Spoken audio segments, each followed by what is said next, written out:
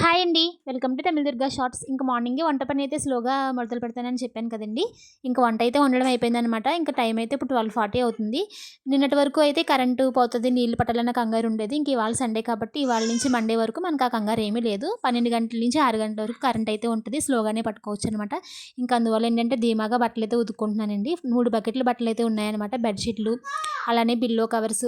First అయితే 2 బకెట్లు ఉతికేసాను. ఇంకా ఒక బకెట్ ఉంది. వచ్చిన తర్వాత ఉతుకుదామని చెప్పి ఫస్ట్ అయితే వాళ్ళకి లెమన్ జ్యూస్ కలిపిచ్చేద్దామని చెప్పి అయితే తీసుకెళ్తున్నానండి. ఇంకా కొద్దిసేపట్లో భోజనానికైతే వచ్చేస్తారనమాట. భోజనం కూడా మనమే పెట్టాలి కదా!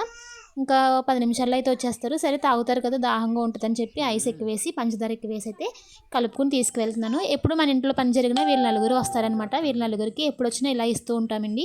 ఎందుకంటే మనకి ఎలాగో లెమన్ చెట్టు కూడా ఉంది కాబట్టి. అది కాకుండా ఒక్కొక్కసారి డ్రింక్ బాటిల్స్ అవి అలా తీసుకొచ్చి అయితే ఇస్తూ ఉంటారనమాట.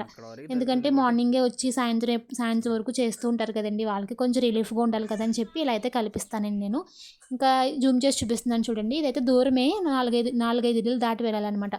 ఇంక ఇవాళ చేసిన వంటలు చూపిస్తాను చూడండి.